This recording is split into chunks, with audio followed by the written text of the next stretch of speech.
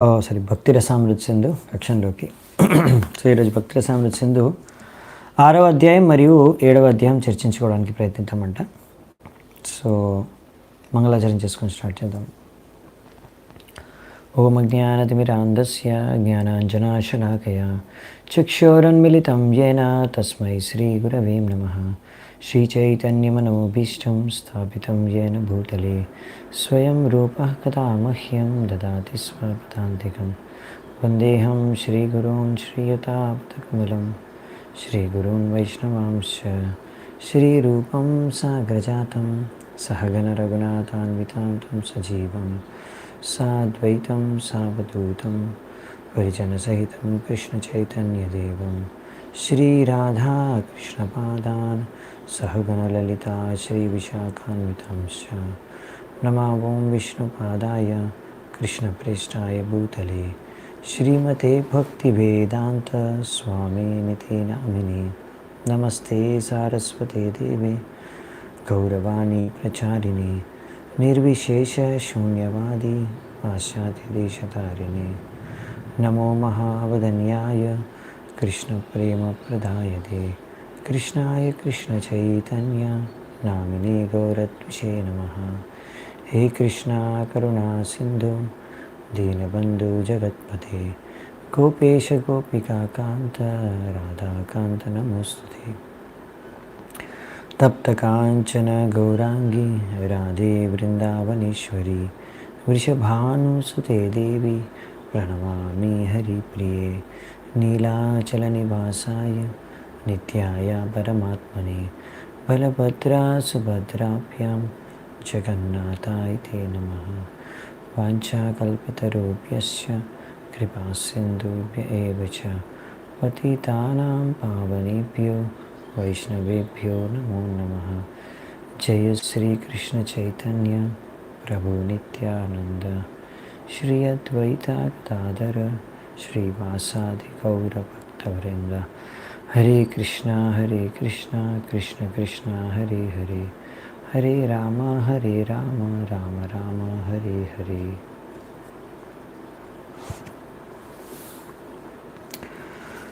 So 6వ అధ్యాయం పేరు వచ్చేసి how to discharge devotional service, అంటే మనం భక్తి ఎలా చేసుకోవాలి.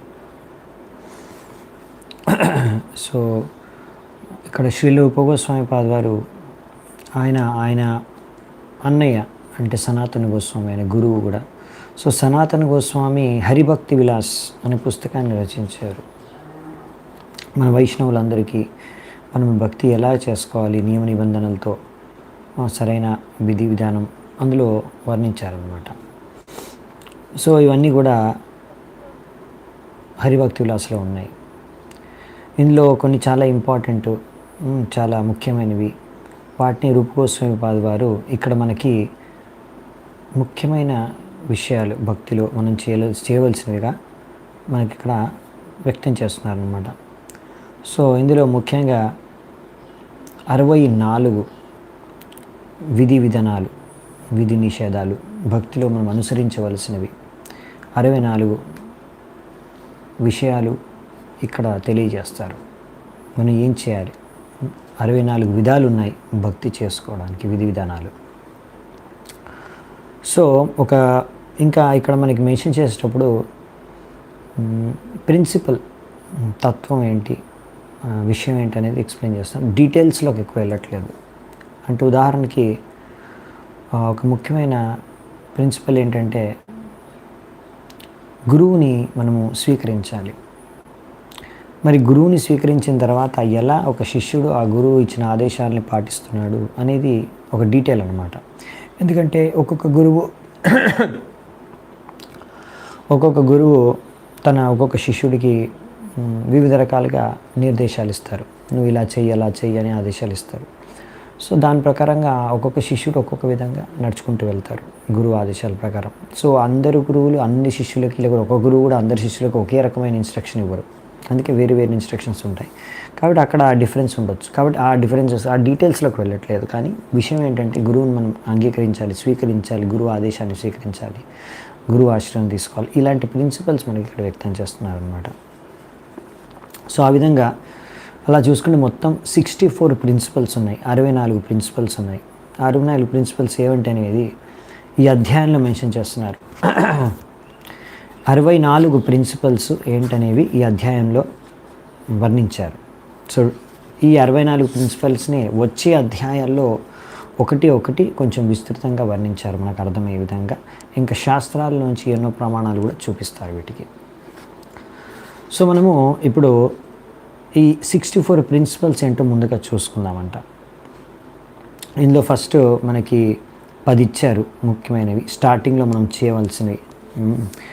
మొట్టమొదటి ఏంటంటే మనము accepting the shelter of the lotus feet of bona fide spiritual master, అంటే గురు పాదాశ్రయ, గురువు యొక్క పాదాలని చరణాశ్రయ లేకపోతే పాదాల ఆశ్రయాన్ని గ్రహించడం. సో మనం ముందు గురు పాదాశ్రయ, ఇస్కాన్లో కూడా మనం ముందు మీరు ఎప్పుడైతే 16 మాలలు 4 నియమాలు అన్నీ సరిగ్గా పాటిస్తున్నారో, తర్వాత ఐడిసి కోర్స్ చేసిన తర్వాత మనము గురు పాదాశ్రయం, ఏ గురువు దగ్గర మనం శరణాగతం అవ్వాలో, దీక్ష తీసుకోవాలో నిర్ణయించుకున్న తర్వాత ఆ గురువు దగ్గర మనం ఆశ్రితం, ఆయన పాదాశ్రయ గురుచరణాశ్రయ తీసుకుంటాం. దాని తర్వాత ఆ గురువు ద్వారా మనకు దీక్ష లభిస్తుంది. తర్వాత ఆ గురువు ద్వారా మనం శిక్షణ కూడా స్వీకరిస్తాం, ఎలా భక్తి చేసుకోవాలని. ఆ విధంగా ఇది రెండవ ప్రిన్సిపల్. మూడవ ప్రిన్సిపల్ ఏంటంటే అలా శిక్షణ స్వీకరించిన తర్వాత, ఆదేశాలు లభించిన తర్వాత గురువు నుంచి ఎంతో శ్రద్ధతో భక్తితో ఆ ఆదేశాలని ఆ శిక్షణల్ని మన జీవితంలో పాటించడం, ఇది మూడవది.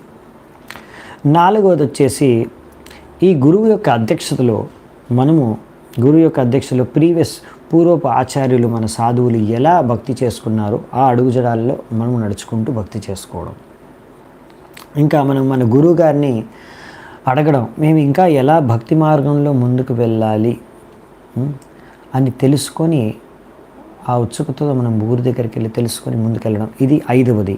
ఆరవది వచ్చేసి ఇలా భగవంతుడి సంతృప్తి కోసం ఏదైనా భౌతిక విషయ వస్తువుని నేను త్యాగం చేయడానికి సిద్ధం అదనమాట.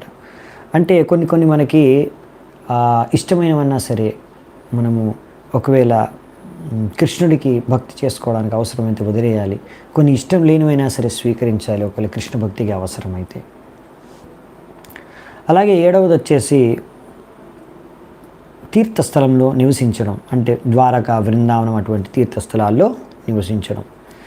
ఎనిమిదవది వచ్చేసి మనకు ఎంత అవసరమో అంతే గ్రహించి ఈ భౌతిక ప్రపంచంలో ఎంత వరకు మనం దీనితో మనం సంబంధం పెట్టుకోవాలో అంతే సంబంధం పెట్టుకొని అంతగానే వ్యవహరించడం భౌతిక ప్రపంచం, భౌతిక జగత్తుతో. ఇది ఎనిమిదవది. ఇంకా తొమ్మిదవది వచ్చేసి ఏకాదశి రోజు ఉపవాసం చేయడం, ఆ రోజు ఏకాదశి వ్రతాన్ని పాటించడం. 10వది వచ్చేసి కొన్ని పూజనీయమైన చెట్లు ఉంటాయి, వృక్షాలు, అశ్వత్థ వృక్షం ఇలాంటి వృక్షాలని పూజించడం. నెక్స్ట్ వచ్చేసి ఈ 10 వచ్చేసి ఇప్పుడు 10 మనం చర్చించుకున్నాం కదా, ఈ 10 వచ్చేసి ఫస్ట్ మనము భక్తిలో స్టార్ట్ చేసినప్పుడు ఈ 10 చాలా ఇంపార్టెంట్గా మనం స్టార్టింగ్ నుంచి పాటించుకుంటూ వెళ్ళాలి. సో దాని తర్వాత ఇవి మనం బాగా 10 పాటిస్తే ఇంకా బాగా మనం భక్తిలో పురోగతి సాధిస్తాం అన్నమాట. దీని తర్వాత నెక్స్ట్ 10 ఏంటంటే ఇప్పుడు విధి నిషేధాలు చూస్తామన్నమాట. ఏమి చేయాలి, ఏమి చేయకూడదు. ఇప్పుడు ఏమి చేయాలో మనం చూసేసాం ఆల్రెడీ, ఇప్పుడు ఏమి చేయకూడదో కూడా చూస్తాం అన్నమాట. One should rigidly give up the company of non devotees, అంటే ఇది 11వది. సో 11 నుంచి 20 వరకు ఏమీ చేయకూడదు, ఏమీ చేయకూడదు మనం భక్తి మార్గంలో, అవి ఇచ్చారు ఇక్కడ నెక్స్ట్ 10. సో ఫస్ట్ది ఏంటంటే అసత్సంగ త్యాగం. ఎవరైతే అభక్తులో వారి యొక్క సాంగత్యాన్ని త్యాగం చేయడం, వాళ్ళతో మనం సాంగత్యం చేయకూడదు. రెండవది వచ్చేసి అంటే ఈ నెక్స్ట్ 10లో అంటే 12th వన్ వచ్చేసి ఒక వ్యక్తి ఎవరికైతే భక్తి విషయంలో ఆసక్తి లేదు అటువంటి వారికి ఆదేశాలు నిర్దేశాలు ప్రచారం చేయడం అనవసరం, చేయకూడదు. నెక్స్ట్ వచ్చేసి 3వది వచ్చేసి మనము పెద్ద కాస్ట్లీ చాలా ఖరీదైన మందిరాలని చాలా డబ్బులు వెచ్చించి పెద్ద మందిరాలని ఆశ్రమాలని నిర్మించకూడదు. దానికోసం మనం అతిగా ఆసక్తి ఉండకూడదు మనకి. నెక్స్ట్ వచ్చేసి నాలుగవది, మరీ ఎక్కువ పుస్తకాలు కూడా చదివేయకూడదు. లేకపోతే ఇలా నేను భాగవతం, భగవద్గీత ప్రవచనాలు చేసుకుంటూ దాని ద్వారా నేను డబ్బులు సంపాదించుకొని ఆ విధంగా నేను జీవిస్తాను ఆ డబ్బులతో అని భావించి ప్రచారం లేకపోతే ప్రవచనాలు ఇవ్వడం కూడా సరికాదు. అలా చేయకూడదు. ఇంకొకటి వచ్చేసి మనం ఎప్పుడు కూడా నిర్లక్ష్యంగా ఒకరితో వ్యవహరించకూడదు. జాగ్రత్తగా వ్యవహరించాలి. ఎప్పుడైనా సరే కష్టం వచ్చినప్పుడు, దుఃఖం వచ్చినప్పుడు కృంగిపోకూడదు. అలాగే ఏదైనా మనకు సుఖం లేకపోతే విజయం సాధించినప్పుడు ఉప్పొంగిపోకూడదు. 7వది వచ్చేసి అంటే 17వది అంటే ఈ 7 అంటే ఇప్పుడు ఏవైతే చేయకూడదు అందులో 7వది, one should not disrespect the demigods, అంటే దేవతల్ని ఎప్పుడు కూడా మనము నిరాదరించకూడదు. వాళ్ళని ఎప్పుడు మనం రెస్పెక్ట్ ఇవ్వాలి, ఆదరించాలి.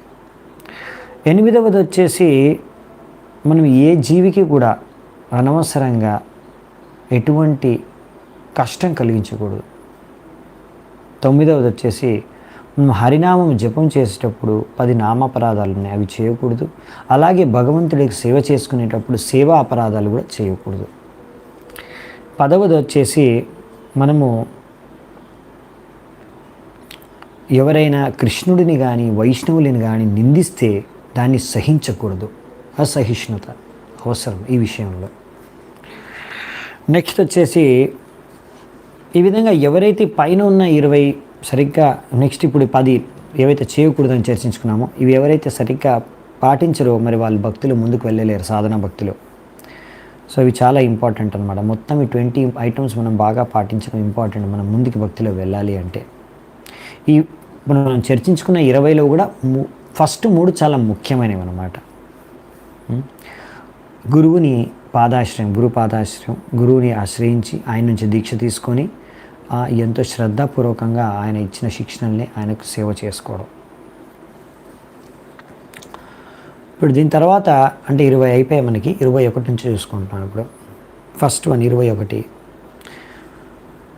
ప్రతి వైష్ణవుడు తన యొక్క శరీరంలో ఈ తిలకం ధరించాలన్నమాట. మొత్తం 12 చోట్ల తిలకం పెట్టుకోవాలి మనం.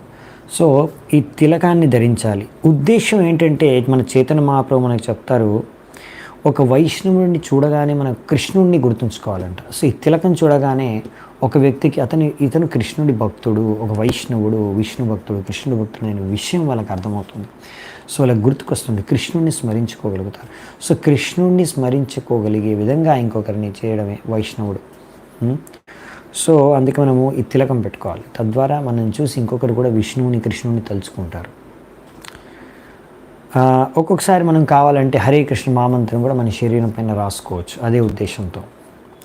నెక్స్ట్ 3వది వచ్చేసి అంటే 20 అయిపోయాయి, 21 నుంచి స్టార్ట్ అవుతుంది ఇంకేమేమి ఇంపార్టెంట్ ఐటమ్స్ అనేవి.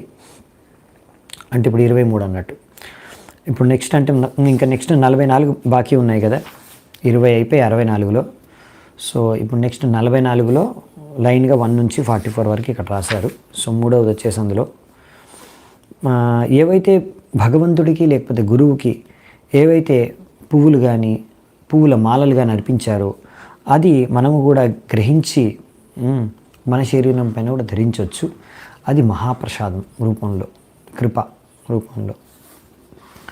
భగవంతుడి ఇంకోటి నెక్స్ట్ వచ్చేసి భగవంతుడిది ఒక 4వది, భగవంతుడి యొక్క విగ్రహం ముందు, భగవంతుడి ముందు నృత్యం చేయడం. ఇంకా నెక్స్ట్ వచ్చేసి భగవంతుడికి మరియు గురువుకి ప్రణామం చేయడం నేర్చుకోవాలి. మనం గురువు ముందుకు వెళ్ళినప్పుడల్లా లేకపోతే భగవంతుడి ముందుకు వెళ్ళగానే మనం ముందు ప్రణామం చేయాలి, దండవత్ ప్రణామాలు చేసుకోవాలి. నెక్స్ట్ వచ్చేసి ఎప్పుడైతే మనం కృష్ణుడి యొక్క మందిరానికి వెళ్తామో అక్కడ లేచి నించోవాలి. ఇంకా ఎప్పుడైతే ముఖ్యంగా ఉత్సవ విగ్రహాలని ఎప్పుడైతే శోభాయాత్ర లేకపోతే రథయాత్రలో తీసుకెళ్తారో, ఉత్సవమూర్తిని ఉత్సవాల్లో రకరకాల ఊరేగింపులకు తీసుకెళ్తారో, మందిర ప్రాంగణంలో కానీ వీధుల్లో కానీ, అప్పుడు మనం కూడా ఆ యొక్క ఉత్సవాల్లో పాల్గొని ఆ ఉత్సవాల్లో భగవంతుడి వెనకాల మనం కూడా వెళ్ళాలి. సో ఈ విధంగా చాలా మందిరాల్లో చాలా చోట్ల చేస్తారు. ఇంకా చాలామంది ఆ ఉత్సవాల్లో భగవంతుడి నైవేద్యం అర్పించి ఆ ప్రసాదాన్ని కూడా పంచుతారు. సో వీటిలో మనం ఎంతో ఆసక్తితో పాల్గొనాలి. ఇంకా ప్రతి ఒక్కరు కూడా ఎవరైతే విష్ణు భక్తులో వాళ్ళు మందిరానికి పొద్దున సాయంత్రం 2 వేళలా మనం దర్శనం చేసుకోవాలి. బృందావనంలో ఈ విషయాన్ని మనం బాగా గమనించవచ్చు. అక్కడ 5,000 కన్నా చాలా మందిరాలు ఉన్నాయి. సో ప్రతిరోజు అక్కడ పొద్దున్న లేవగానే గంటలు మోగుతాయి, మా ఆరతి నడుస్తుంది. సో ప్రతి ఒక్కరు చాలామంది అక్కడ ఏంటంటే బృందావనంలో ఉండే వ్రజవాసులు, బృందావనంలో నివసించే భక్తులు ప్రతిరోజు ఉదయం వెళ్ళి మందిరాల్లో భగవంతుని దర్శించుకుంటారు, ఆరతి అటెండ్ అవుతారు. వాళ్ళు ఈవినింగ్ ఆరతి అటెండ్ అవుతారు, మందిరాల్లో భగవంతుని దర్శించుకుంటారు. సో ఈ విధంగా మీరు చూడొచ్చు బృందావనంలో ఇది చాలా ఈజీగా మనం గమనించవచ్చు. మనం అన్ని మందిరాలు దర్శించుకోలేకపోయినా కానీ ఒక డజన్ మందిరాలు ఉన్నాయి మన గోస్వాములు నిర్మించినవి. కనీసం ఆ మందిరాలనైనా దర్శించుకోవడానికి ప్రయత్నించాలి. నెక్స్ట్ వచ్చేసి మనం ఎప్పుడైతే మందిరంకి వెళ్తామో ప్రదక్షిణ చేయాలి. కనీసం 3 సార్లన్నా ప్రదక్షిణ చేయాలి. ఇంకా ఎక్కువ సార్లు కూడా చేసుకోవచ్చు, 10, 20, 30, కానీ కనీసం 3 సార్లన్నా భగవంతుడి మందిరం చుట్టూ మనం ప్రాంగణంలో ప్రదక్షిణ చేసుకోవాలి. అలా ప్రదక్షిణ చేసుకోవడానికి వీలు కూడా ప్రతి మందిరంలో ఉంటుంది. అలాగే మన గోస్వాములు కూడా గోవర్ధన పరిక్రమ చేసేవాళ్ళు డైలీ. సో అంతేకాకుండా ఇంకొకటి, అలాగే మనము బృందావనం కూడా మొత్తం పరిక్రమ చేయొచ్చు. నెక్స్ట్ వచ్చేసి మనము విగ్రహాన్ని ఆరాధించుకోవాలి.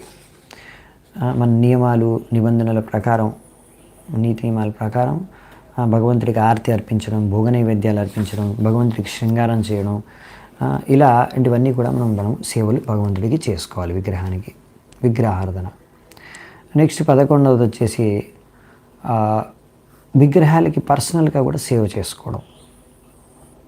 ఇంకా భగవంతుడి కోసం గానం చేయడం, సంకీర్తనం చేయడం, జపం చేయడం, భగవంతుడికి ప్రార్థనలు అర్పించుకోవడం, ఇంకా ముఖ్యమైన ప్రార్థనలు ఎలాగైతే గొప్ప గొప్ప భక్తులు అర్పించారో అలాంటి ప్రార్థనలు కూడా గుర్తు చేసుకొని మనం అర్పించడం, భగవంతుడి యొక్క మహాప్రసాదాన్ని సేవించడం.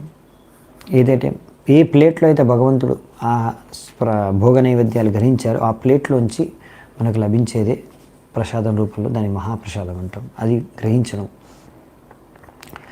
భగవంతుడి విగ్రహాలకి స్నానం చేయించిన జలాలు అంటే చరణామృతాన్ని గ్రహించడం, భగవంతుడికి అర్పించిన సెంట్, ఫ్లవర్స్ దాన్ని కూడా స్మెల్ చేయడం, భగవంతుడి యొక్క పాదపద్మాలని విగ్రహాన్ని స్పర్శించడం, భగవంతుడిని ఎంతో భక్తిభావనతో దర్శించుకోవడం, అలాగే భగవంతుడికి వివిధ సమయాల్లో ఆరతిని అర్పించడం, భగవంతుడి యొక్క లీలలను శ్రీమద్ భాగవతం, భగవద్గీత అలాంటి వివిధ పుస్తకాల నుంచి మనం వినడం, శ్రవణం చేయడం, ఇంకా భగవంతుడికి ప్రార్థించుకోవడం కృపను ప్రసాదించమని, ఇంకా భగవంతుడిని స్మరించుకోవడం, విగ్రహాన్ని స్మరించుకోవడం, విగ్రహం పైన ధ్యానం చేయడం, ఇంకా అలా మనము స్వతహాగా సేవ చేయడం, ఇంకా అలా భగవంతుడిని తన యొక్క శ్రేయోభిలాషి మిత్రుడిగా భావించడం, ఇంకా మన దగ్గర ఉందంతా కూడా భగవంతుడికి అర్పించుకోవడం, ఇంకా మనకు అన్నిటికన్నా ఇష్టమైన వస్తువు విషయాన్ని భగవంతుడికి అర్పించడం, ఇంకా భగవంతుడి యొక్క సేవలో భగవంతుడి యొక్క బెనిఫిట్ కోసం ఎటువంటి రిస్క్ అయినా తీసుకోవడానికి రెడీగా ఉండడం, తీసుకోవడానికి ముందుకు రావడం, తీసుకోవడం, ఇంకా ప్రతి పరిస్థితిలో కూడా మనము భగవంతుడికి శరణాగతమై ఉండడం, ఇంకా తులసి చెట్టుకి, తులసి వృక్షానికి మనం జలాలు అర్పించడం, రెగ్యులర్గా మనము భాగవతం అటువంటి శాస్త్రాల్ని శ్రవణం చేయడం, మథుర, ద్వారకా, బృందావనం ఇటువంటి తీర్థ స్థలాల్లో నివసించడం, వైష్ణవులకి సేవ చేయడం, ఇంకా మనము మన శాయశక్తుల భగవంతుడికి సేవలు అర్పించుకోవడం, కార్తీక మాసంలో ముఖ్యంగా ఊర్జవ్రత తీవ్రంగా భక్తి చేయడం, ఇంకా బాగా భక్తి చేసుకోవడానికి మనం ప్రయత్నించడం, జన్మాష్టమి అటువంటి మిగతా సమయాల్లో కూడా మనము విశేషమైన సేవలు అర్పించడం, చేసుకోవడం, ఏం చేసినా సరే భగవంతుడికి ఎంతో జాగ్రత్తగా భక్తితో మనం విగ్రహానికి సేవ చేయడం. ఇంకా భాగవతం మనము భక్తుల సమక్షంలో దాన్ని విని చదివి ఆస్వాదించడం,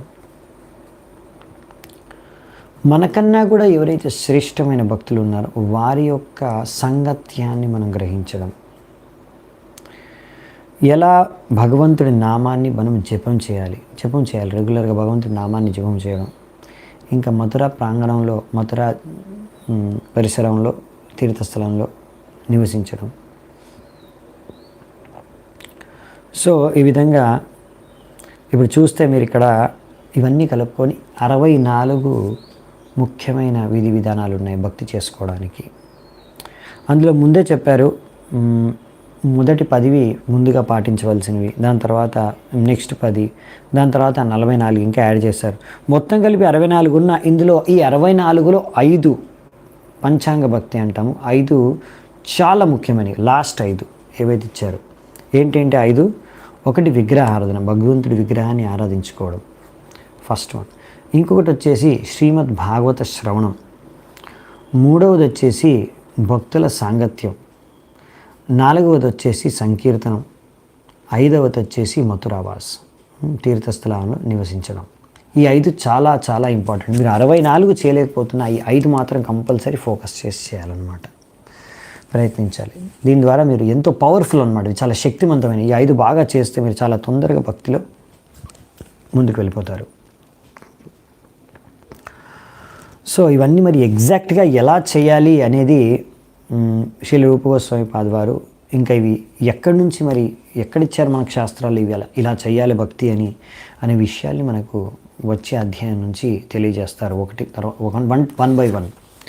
సో మనం 7వ అధ్యాయం నుంచి మొదలు పెడదాం ఇప్పుడు. So evidence regarding devotional place, ప్రమాణం ఏంటి, ఎక్కడ చెప్పారు శాస్త్రాల్లో ఇలా భక్తి చేసుకోవాలి అని చెప్పారు.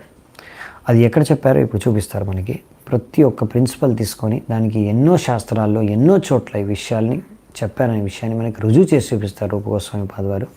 సో 7వ అధ్యాయం నుంచి అది మొదలవుతుంది. మొదటిది మనం చర్చించుకున్నాము, గురువు పాదాశ్రయ, గురు చరణాశ్రయ, గురువు యొక్క పాదాలని ఆశ్రయించడం.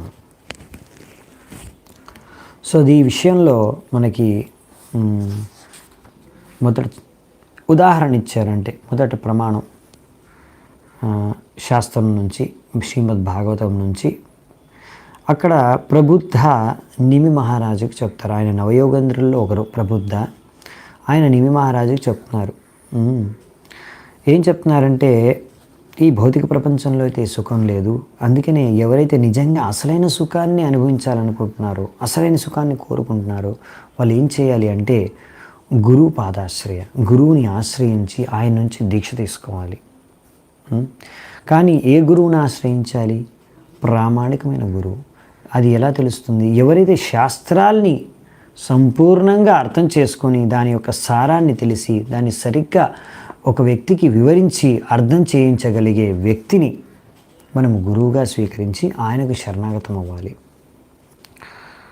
సో ఈ విధంగా ఇలాంటి గురువులు ఎవరైతే సంపూర్ణంగా భౌతిక విషయ వస్తువులన్నింటినీ త్యాగం చేసేసి సంపూర్ణంగా భగవంతుడికి శరణాగతం అయిపోయారు, అలాంటి గురువులని మనం ఆశ్రయించాలి. ఈ విధంగా మనము అలాంటి గురువుని మనం వెతుక్కొని అలాంటి గురువుకి మనం సమర్పితమైపోతే అప్పుడు మన జీవితం ధన్యమైపోతుంది. ఉద్దేశం ఏంటంటే ఇక్కడ ఎందుకు చెప్తున్నారంటే, ఎవరిని పడితే వాడిని, ఏ మూర్ఖుడినో పట్టుకొని వాడిని గురువుగా అనుకొని మనం ఆ గురువు, అలాంటి మూర్ఖులని గురువుగా స్వీకరించి ఆ గురువుకి శరణాగతం అవ్వకూడదు. సో మనం ప్రామాణికమైన గురువు ఎలాగో తెలుసుకొని ఇక్కడ ఇచ్చిన విషయాల పట్ల ద్వారా, అందుకే ఐడిసి కోర్స్ ఉంటుంది ఇస్కాన్లో, అందులో అన్ని విషయాలు ఎక్స్ప్లెయిన్ చేస్తారు ఐడిసి కోర్సులో. గురువు అంటే ఎవరు, ప్రామాణికమైన గురువు ఎవరు అని. సో శాస్త్రాల ప్రకారం ప్రామాణికమైన గురువుని మాత్రమే మనం గురువుగా స్వీకరించి ఆయనకు శరణాగతం అవ్వాలి. అంతేగాని ఇవాళ రేపు చాలామంది గురువుగా చలామణి అవుతున్నారు.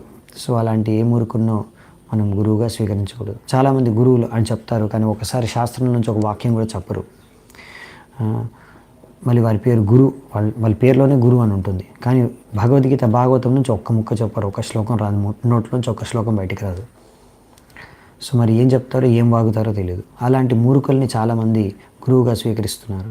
సో అలాంటి మూర్ఖుల్ని మనం గురువుగా స్వీకరించకూడదు, వాళ్ళు మూర్ఖులు అని ఇక్కడ చెప్తున్నారు ప్రభుపాద వారు. సో అసలైన గురువు అంటే ఎవరు అంటే 6 వేగాలని, 7 వేగాలని కంట్రోల్ చేయగలిగిన వాళ్ళు.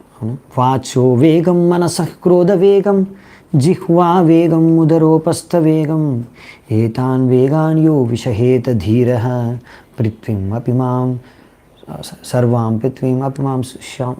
పృథ్వీ పైన అందరినీ శిష్యులుగా చేసుకునే అర్హత, అంటే గురువు అయ్యే అర్హత ఎవరికి ఉందంటే 6 వేగాలని ఎవరైతే నియంత్రించుకోగలుగుతారు. సో ఇలా మన జిహ్వాని, నాలికని, ఇంకా అన్ని ఇంద్రియాలని, అంటే మన యొక్క ఉదరం, ఇంకా జననేంద్రియాలు, ఇంకా మన యొక్క క్రోధం, ఇంకా మనస్సు, మన వాక్యాలు అన్నిటినీ నియంత్రించుకో 6 వేగాల్ని నియంత్రించుకోగలిగే వాడే అసలైన గురువు. సో అలాంటి గురువును మనం స్వీకరించాలి. అప్పుడు మనము తప్పకుండా భగవద్ధామానికి వెళ్ళగలుగుతాం, అలాంటి గురువుని ఆశ్రయించి. సో అలా ఆ గురువుని ఆశ్రయించి నెక్స్ట్ మనం ఏం చేయాలంటే ఆ గురువు దగ్గర దీక్ష తీసుకోవాలి. ఆ గురువు దగ్గర దీక్ష తీసుకొని ఆయన నుంచి శిక్షణ కూడా పొందాలి, శిక్షణ కూడా స్వీకరించాలి. సో ఈ ప్రభుత్వ నవయుగంలో ఒక ప్రభుత్వ ఆయన నిమ్మ మహారాజుకి అదే చెప్తున్నారు. ఆయనని మనము గురువు గారిని ఆశ్రయించి దీక్ష తీసుకోవడమే కాదు, ఆ గురువుని మనము భగవంతుడి యొక్క ప్రతినిధిగా స్వీకరించాలి.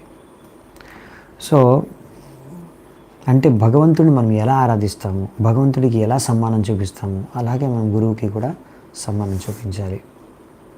ఎందుకంటే ఆయన కృష్ణుడి యొక్క ప్రతినిధి మనకి.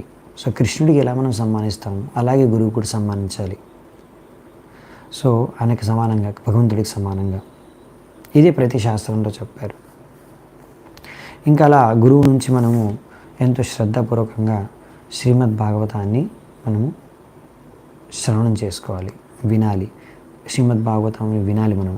తర్వాత ఈ విధంగా మనం భాగవతాన్ని వినడం, భాగవతాన్ని చెప్పడం ద్వారా మనము ఈ యొక్క భగవంతుడి ఈ యొక్క భక్తి మార్గంలో ముందుకు వెళ్ళగలం. సో ప్రతి ఒక్క సమయంలో శిష్యుడి యొక్క ఉద్దేశం ఉండాలంటే ఎలాగైనా సరే మనం గురువుని సంతృప్తిపరచాలని. అప్పుడు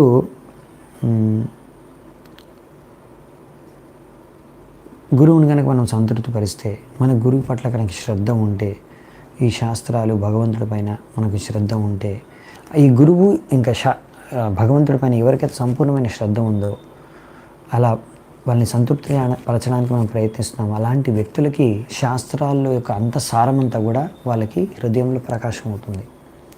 సో మీరు శాస్త్రాల సారాన్ని, అసలు శాస్త్రాల్లో ఏం చెప్పారో అర్థం చేసుకోవాలనుకుంటే చాలా సీక్రెట్ ఏంటంటే, రహస్యం ఏంటంటే, మనకు గురువు మరియు భగవంతుడి పైన శ్రద్ధ ఉండాలి. అప్పుడు మనం శాస్త్రాల్లో ఉన్న అన్ని విషయాలు ఎంతో తేలిగ్గా అర్థం చేసుకోగలం. లేకపోతే ఎన్నిసార్లు శాస్త్రాలు చదివినా, భగవద్గీత ఎన్నిసార్లు చదివినా కొంతమందికి అర్థం కాదు. చాలామంది భగవద్గీత కొనేసి చదివేస్తూ ఉంటారు, ఏం అర్థం కాలేదని పక్కన పడేస్తారు. ఎందుకంటే వాళ్ళకి గురువు పైన కానీ భగవంతుడి పైన కానీ శ్రద్ధ లేదు. అందుకే మనం గురువుని ఆశ్రయించి, గురువు దగ్గర దీక్ష తీసుకొని, గురువు దగ్గర శిక్ష తీసుకొని, గురువుకు సేవ చేసి, గురువుని సంతృప్తిపరిస్తే అప్పుడు మనం శాస్త్రాలని సరిగ్గా అర్థం చేసుకోగలం. ఇది పద్ధతి. మనం శ్రీల ప్రభుపాదుల వారి యొక్క జీవనం నుంచి చూడొచ్చు.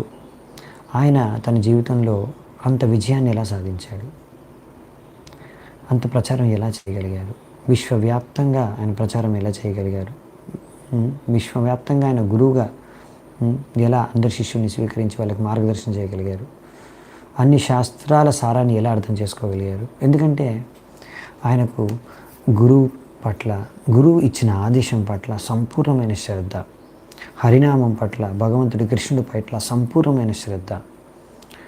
అందుకనే ఆయన అంత సక్సెస్ఫుల్గా ఇంత గొప్ప ప్రచార కార్యక్రమం చేయగలిగారు. సో అందుకనే గురువు పైన మరియు కృష్ణుడి పైన శ్రద్ధ అనేది చాలా అవసరం. సో అలా శ్రద్ధతో మనం భగవంతుడికి మరియు గురువుకి కూడా ఎంతో శ్రద్ధతో, ఉత్సాహంతో, భక్తితో మనము సేవ చేసుకోవాలి. అదే మూడవది. దీని గురించి కూడా కృష్ణుడు ఉద్ధవుడికి చెప్తాడు. గురువు నా ప్రతినిధి మాత్రమే కాదు, నాకు సమానం.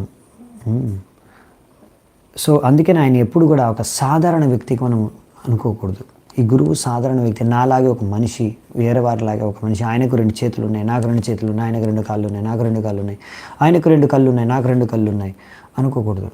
నాలాగే ఆయన కూడా ఒక మనిషి, సాధారణమైన మనిషి అని అనుకోకూడదు.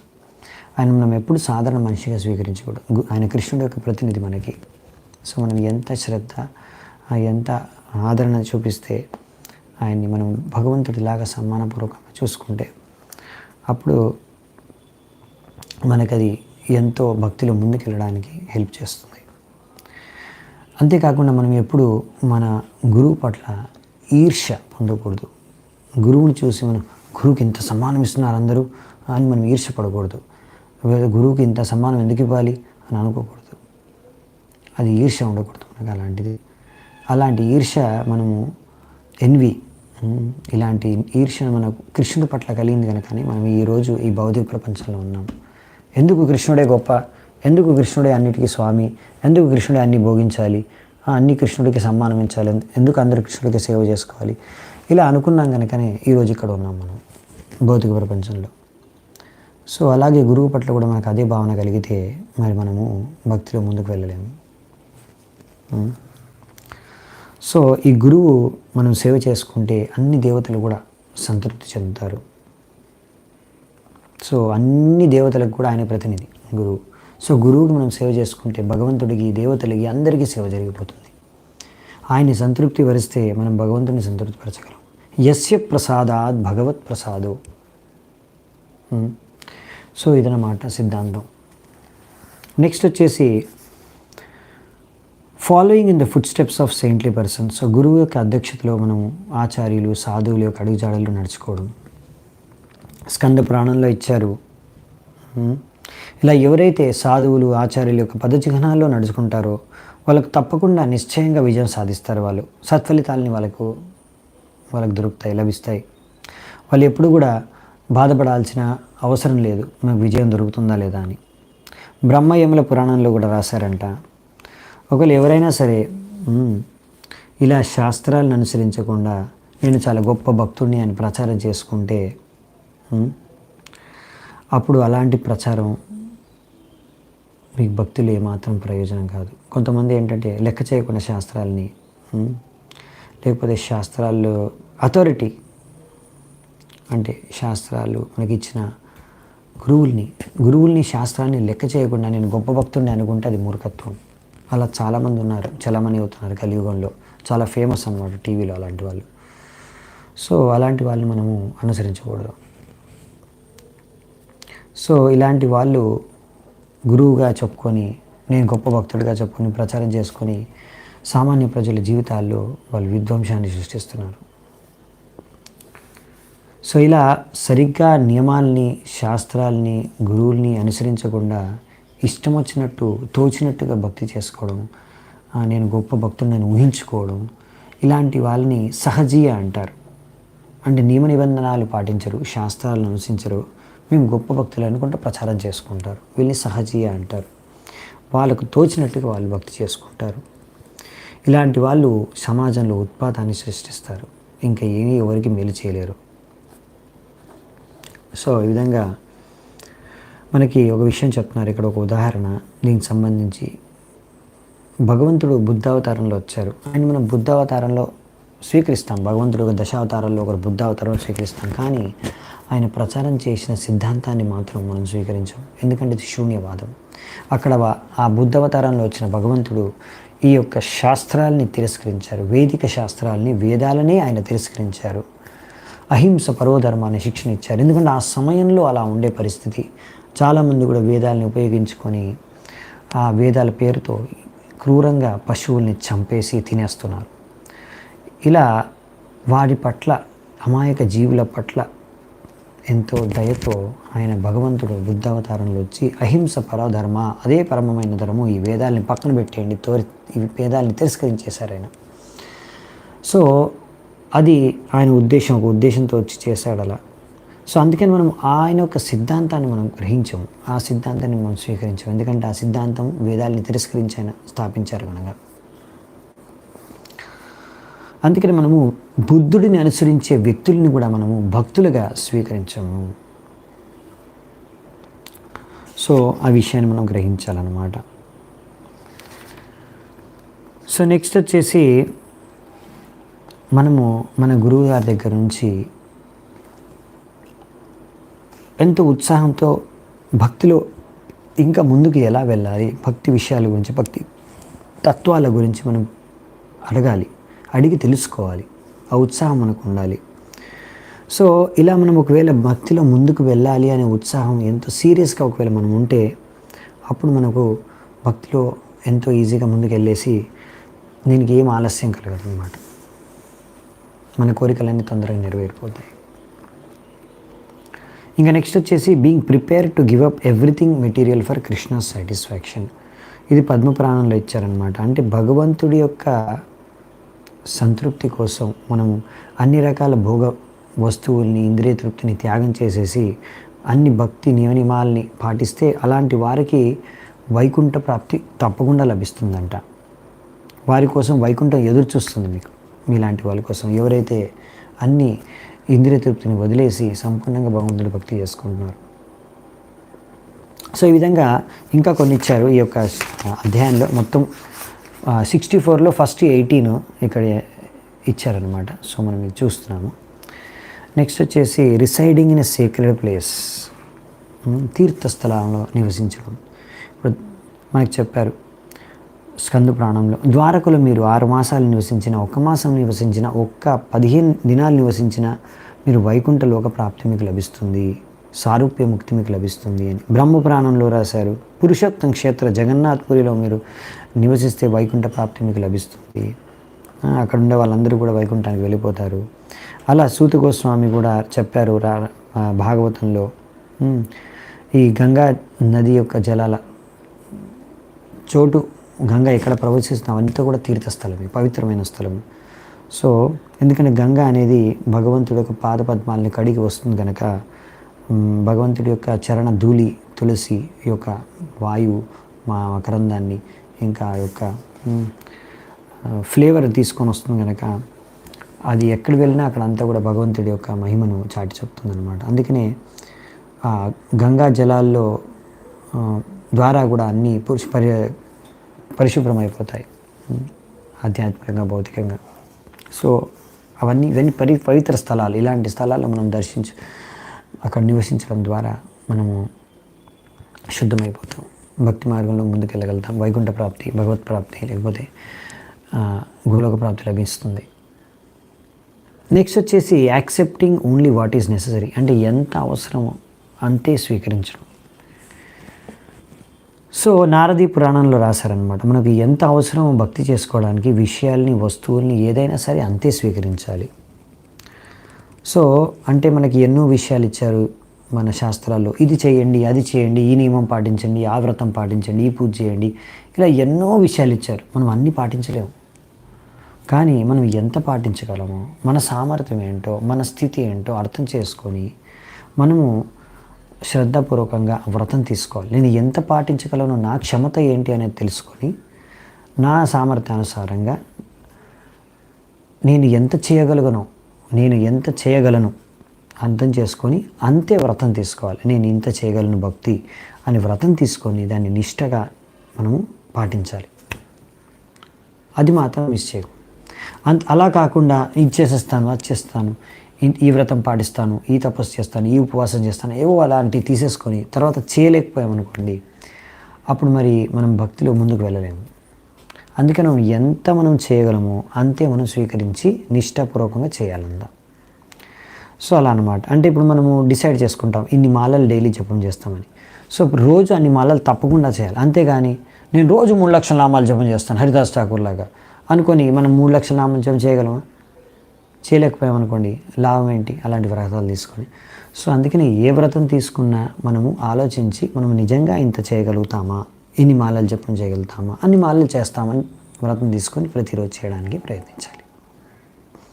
సో విషయం ఏంటంటే ఏదైనా మనం ఇక్కడ భక్తి మార్గంలో ఎప్పుడైతే శపథం తీసుకుంటామో ఇది చేస్తాను అని శపథం చేసుకుంటామో అది మనం పాటించాలి, తప్పకుండా పాటించడానికి ప్రయత్నించాలి. తద్వారా మనం భక్తి మార్గంలో ముందుకెళ్ళగలుగుతాం. అంతేగాని పెద్ద పెద్ద శపథాలు తీసుకొని పాటించకపోతే మనం భక్తిలో ముందుకు వెళ్ళలేము. అది విషయం. నెక్స్ట్ వచ్చేసి ఏకాదశి వ్రతాన్ని పాటించడం. చూడండి, ఏకాదశి రోజు మనము తద్వారా ఆ రోజు ఉపవాసం చేస్తే బ్రహ్మవారు తన పురాణాలు రాశారు. మనము సమస్త పాపాల నుంచి ముక్తి పొంది మనము ఎంతో లాభం లభిస్తుంది. కానీ ముఖ్యమైన ఉద్దేశం ఏంటంటే మనము ఈ ఏకాదశి వ్రతం ద్వారా భగవంతుడి పైన శ్రద్ధ, ప్రేమ పెంచుకోవాలి. అది ఎలా జరుగుతుంది అంటే మనము ఆ రోజు భక్తి కార్యాల్లో మనము భగవంతుడి సేవలో నిమగ్నమైపోయి ఉండాలి. ముఖ్యమైన ఉద్దేశం ఇది. మనం ఆ రోజు ఎక్కువగా భక్తి చేసుకోవడం, సాధన చేసుకోవడం, సేవ చేసుకోవడం అనేది ముఖ్యమైన ఉద్దేశం ఏకాదశి ఉద్దేశం. తద్వారా మనం భగవంతుడికి ఇంకా దగ్గరగా అవ్వగలము. నెక్స్ట్ వచ్చేసి అశ్వత్థ వృక్షానికి మనము పూజించడం. సో స్కంద పురాణంలో ఇచ్చారు, తులసి చెట్టు కానీ ఆమ్లా చెట్టు, ఉసిరి చెట్టు, లేకపోతే ఇలాంటి అశ్వత్థ వృక్షం, ఇలాంటి ఆవులకి, బ్రాహ్మణులకి, వైష్ణవులకి వీళ్ళందరినీ పూజించడం, వీళ్ళకి సేవ చేసుకోవడం అనేది ఒక ముఖ్యమైన అంగం భక్తిలో ముందుకు వెళ్ళడానికి. తద్వారా కూడా మన పాపాలన్నీ కూడా తొలగిపోతాయి. నెక్స్ట్ వచ్చేసి అసత్సంగ త్యాగం.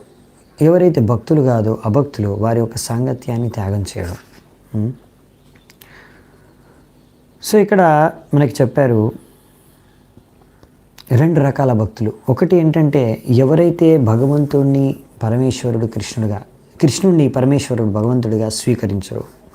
ఇంకొకరు ఏంటంటే భౌతికవాదులు. వాళ్ళకి భగవంతుడి పైన ఇంట్రెస్ట్ లేదు, వాళ్ళకి ఎప్పుడు భోగవృత్తి పైన, ఇంద్రియాలను ఎలా భోగించుకోవాలనేది ఒకటే ఆసక్తి అన్నమాట. ఈ 2 రకాల వ్యక్తుల్ని మనము తిరస్కరించాలి, వీరికి దూరంగా ఉండాలి, వీళ్ళ సాంగత్యాన్ని స్వీకరించకూడదు. దీనికన్నా మనకి ఇక్కడ కాత్యాయన సంహితలో, విష్ణు రహస్యలో, ఇంకా వివిధ శాస్త్రాల్లో చెప్తున్నారు, దీనికన్నా నువ్వు ఒక ఇనుప కేజీలో బందీ అయిపోయి ఉన్నా పర్వాలేదు, లేకపోతే మంటల మధ్యలో ఇరుక్కుపోయి ఉన్నా పర్వాలేదు, ఇలా ఒక భక్తులతో ఉండడం కన్నా, జీవించడం కన్నా ఒక విషపూరితమైన సర్పాన్ని ఆలింగనం చేసుకోవడము, లేకపోతే ఒక పులి లేకపోతే ఒక మొసలితో నివసించడము చాలా మేలు.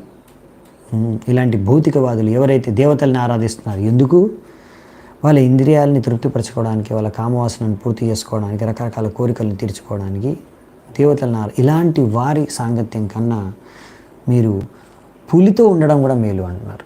అంటే పులితో ఉండడం, విషపూరితమైన సర్పంతో ఉండడం, మొసలితో నివసించడం అంటే ప్రాణాలకే హానికరం, మీరు చచ్చిపోవచ్చు కూడా. అంటే అలాంటి వాళ్ళతోని ఉండడం కన్నా, అసత్సంగం త్యాగం చేయడం కన్నా మరి అంటే అది చచ్చిపోవడం కన్నా ఇంకా దారుణమైందనమాట. అంటే అర్థం చేసుకోవడానికి ఎంత సీరియస్ అనే విషయం. అంటే అసత్సంగ త్యాగం అనేది చాలామంది ఏంటంటే అంత సీరియస్గా తీసుకోరు. అందుకే దాన్ని ఇట్లా క్లియర్గా ఈ ఎగ్జాంపుల్స్తో చెప్తున్నారు. చాలామంది సీరియస్గా తీసుకోరు. ఏం కాదులే, ఏమవుతుంది, నేను హరికృష్ణ జపం చేస్తున్నాను కదా, వారానికి ఒకసారి మందిరానికి వెళ్తాను కదా, వారానికి ఒకసారి క్లాస్ వింటాను కదా, సరిపోతుందిలే, ఎవరితోనైనా దినమంతా నేను ఎలాంటి భౌతికవాదులతో ఎంత సాంగత్యం చేసినా ఏం కాదు నాకు అని అనుకుంటారు. కానీ ఇది పద్ధతి కాదనమాట. జాగ్రత్తగా ఉండాలి. ఎక్కువగా అసత్సంగం చేస్తే, అభక్తులతో మనం సాంగత్యం చేస్తే దాని ప్రభావం అనేది ఉంటుంది. చాలా డేంజర్ అది మనకి భక్తికి. అందుకే ఎంత వీలైతే అంత మనం ఈ అభక్తులకు దూరంగా ఉండాలి. ఇలా కొంతమంది దేవతలను ఆరాధిస్తారు ఏవో కోరికలు తీర్చుకోవడానికి. అలాంటి వాళ్ళని కూడా మనం అభక్తుల కిందకే లెక్కేస్తున్నాం. ఇక్కడ మన భక్తి రసంలో వచ్చిన ప్రకారం, శాస్త్రాల ప్రకారం వాళ్ళు కూడా భక్తులు కాదు. భక్తులు అంటే ఎవరైతే కృష్ణుడిని, విష్ణువుని ఆరాధిస్తారో వారు భక్తులు. అది కూడా ఎలా? అన్యాభిలాషిత శూన్యం జ్ఞానకర్మాద్యనావృతం ఆనుకుల్యేన కృష్ణాను శీలనం భక్తిరుత్తమ. ఇదన్నమాట. ఈ విధంగా శుద్ధ భక్తి చేసుకునే వాళ్ళు. అలాగే మాయవాదులు కూడా భక్తులు కాదు. సో అందుకనే మనము జాగ్రత్తగా ఉండాలన్నమాట. ఇలా మాయవాదులు, దేవత ఆరాధకులు, నాస్తికులు, భౌతికవాదులు వీళ్ళందరికీ దూరంగా ఉండాలి మనం. వీరితో సాంగత్యం చేసుకోకూడదు. నెక్స్ట్ వచ్చేసి ఇంకా కొన్ని విషయాలు ఉన్నాయి. Not accepting unfit disciples, constructing many temples or reading many books. So ఒక వ్యక్తి ఎప్పుడు కూడా అర్హత లేని, యోగ్యత లేని శిష్యుల్ని స్వీకరించకూడదు. అతనికి అర్హత లేదనుకోండి, యోగ్యత లేదు, అతని నియమాల్ని పాటించట్లేదు, భక్తి సరిగా చేసుకోవట్లేదు, అయినా కానీ అటువంటి వ్యక్తుల్ని మనం శిష్యులుగా స్వీకరించుకోకూడదు. అది సరైన పద్ధతి కాదు.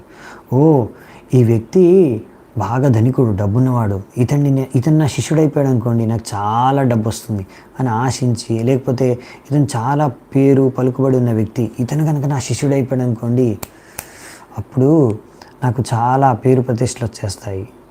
ఇలా ఆలోచించి ఒకరిని శిష్యుడిగా మనం గ్రహించామనుకోండి, అది తప్పు. దీని ద్వారా మనం భక్తిలో ముందుకు వెళ్ళలేము, పతనం అయిపోతాం. సో మనము ఏదో వారి నుంచి మనము లాభాన్ని, భౌతిక లాభాన్ని ఆశించి వేరే వారిని శిష్యుడిగా గ్రహిస్తే అది తప్పు. అది యోగ్యత లేని శిష్యులని. ఒకవేళ వాళ్ళకి యోగ్యత ఉంటే ఎవరినైనా గ్రహించవచ్చు, ఎంత గొప్పవారినైనా సరే, పెద్దవారినైనా సరే.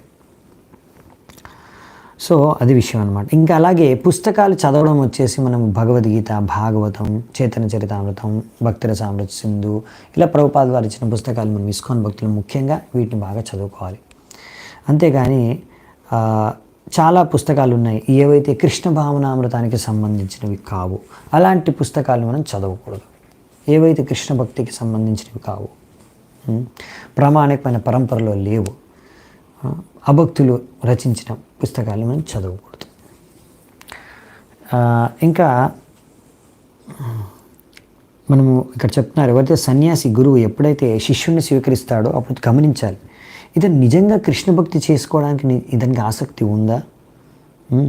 ఒకవేళ అలా ఉంటే అప్పుడే అటువంటి వ్యక్తిని మనం స్వీకరించాలి. సో మనము ఇక్కడ ప్రచారం చేసే సమయంలో ఒక్కొక్కసారి చైతన్య మహాప్రభు మనం అనుసరించి ప్రచారం పెంచడానికి కోసమని సన్యాసులు ఒక్కొక్కసారి కొంచెం అర్హత, యోగ్యత కొంచెం తక్కువ ఉన్నా, కొంచెం లోపం ఉన్నా కానీ శిష్యుల్ని గ్రహిస్తారు. గ్రహించి వారికి శిక్షణ ఇచ్చి, వారికి వారిపైన కృప చూపించి వాళ్ళని కూడా ఎలివేట్ చేస్తారనమాట గ్రాడ్యువల్గా. కానీ ఓన్లీ పేరు ప్రతిష్టల కోసం ఎక్కువ మంది శిష్యుల్ని గ్రహించడం కూడా సరికాదు.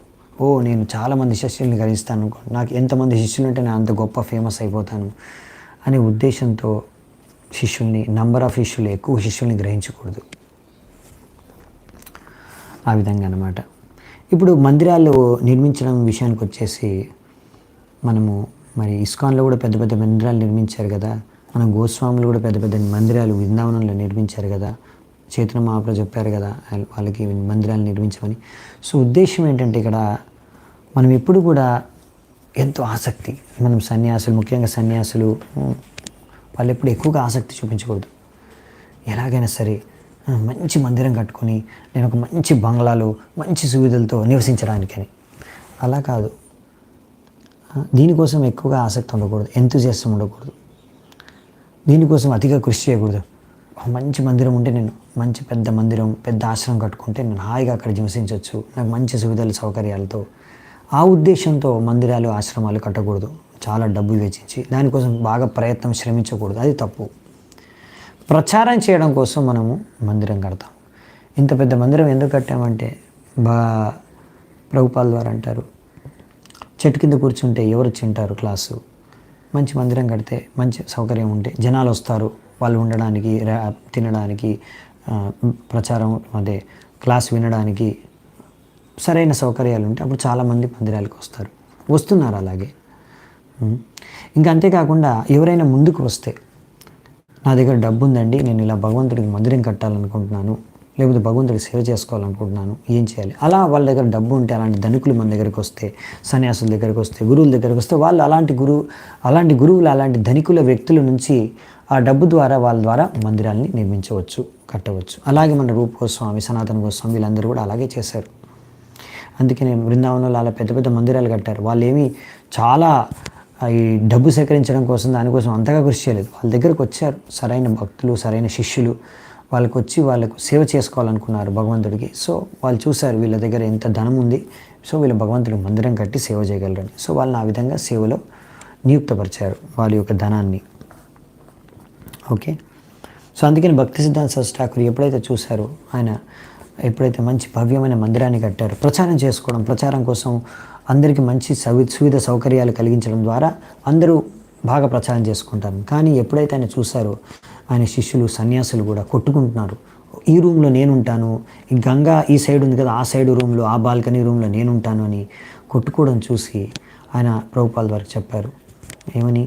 నీకు డబ్బు ఉంటే, నీకు డబ్బు దొరికితే నువ్వు పుస్తకాలని ప్రచురించి ప్రచారం చేయి. ఎందుకంటే ప్రచారం అనేది ముఖ్యం. మందిరాలు కట్టేది ఎందుకు? ప్రచారం చేయడం కోసం. అందుకే నాకు అనిపిస్తుంది, ఈ యొక్క మార్బుల్ ప్యాలెస్ కట్టాను నేను, ఈ యొక్క ఒక్కొక్క మార్బల్ని నేను అమ్మేసి దాని ద్వారా ఆ డబ్బులతో పుస్తకాలు ప్రచురించి దాన్ని ప్రచారం చేయడం, దాన్ని వితరణ చేయడం శ్రేష్టం అనుకుంటున్నాను. కాబట్టి నీ దగ్గర డబ్బులు ఎప్పుడైనా నీకు లభిస్తాయో, నీకు ఎప్పుడైనా డబ్బు లభిస్తే, ధనం లభిస్తే, దానం లభిస్తే దాంతో పుస్తకాలను ప్రచురించి వితరణ చేయని. సో ప్రభుపాల్ అందుకని ఆ శిక్షని ఎంతో, ఆ యొక్క ఆదేశాన్ని ఎంతో గ్రహించి ఎన్నో పుస్తకాలను రచించారు, ఎన్నో పుస్తకాలను ప్రచురించారు, ఎన్నో పుస్తకాలను వితరణ చేయించారు తన శిష్యుల ద్వారా.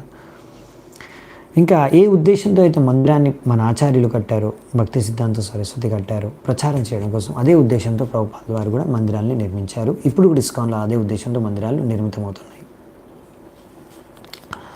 సో నెక్స్ట్ వచ్చేసి straightforwardness in ordinary dealings and equilibrium in loss and gain. అంటే స్ట్రైట్ ఫార్వర్డ్ అంటే మనం ఎప్పుడైనా కానీ కపటత్వం ఉండకూడదు అన్నమాట. మనము కపటత్వం ప్రదర్శించకూడదు. ఇంకా అంతేకాకుండా మనము కష్ట సుఖాల్లో కూడా విచలితం అవ్వకుండా ఉండాలన్నమాట. ఉప్పొంగిపోకుండా, దుఃఖంలో కుంగిపోకుండా ఉండాలన్నమాట. ఎల్లప్పుడూ కూడా మనం కృష్ణుడికి స్మరించుకుంటూ, కృష్ణుడికి శరణాగతమై ఉంటే ఇది సంభవం. కృష్ణ చైతన్యంలో ఉంటేనే ఇది సంభవం. భౌతిక చేతనతో ఉంటే మనము దుఃఖంలో కృంగిపోతాము, సుఖంలో ఉప్పొంగిపోతాము. సో అందుకనే కృష్ణ భావనామృతంలో ముఖ్యమైన విషయం ఏంటంటే ఎల్లప్పుడూ కృష్ణుడిని మనం స్మరించుకోవడం.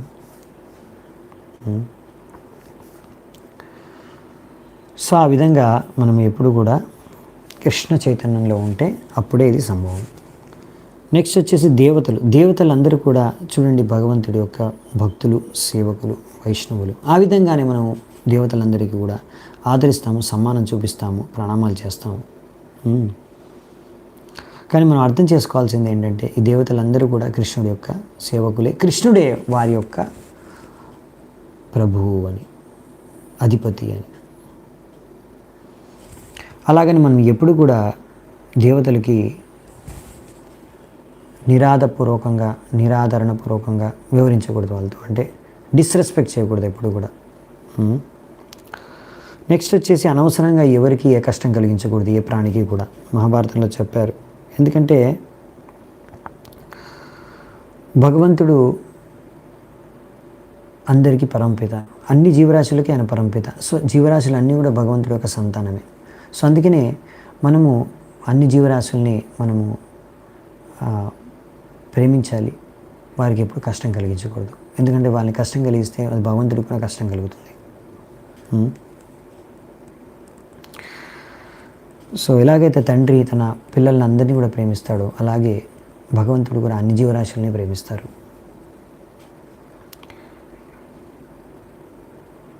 సో ఏ వ్యక్తి అయితే ఇలా ఆలోచించి ఏ ప్రాణులకి కూడా హాని కలిగించకుండా ప్రేమిస్తారో ఆ వ్యక్తి భగవంతుడికి ఎంతో ప్రియమైన వారిగా మారిపోతారు. అందుకని వైష్ణవుడు ఎప్పుడు కూడా ఇప్పుడు ఇలాంటి కషాయఖానాల్లో పశువుల్ని నిర్దాక్షిణ్యంగా, అమాయకమైన పశువుల్ని చంపేస్తున్నారు, హత్య చేస్తున్నారు. సో దీన్ని ఎప్పుడు కూడా వైష్ణవుడు సమర్థించడు.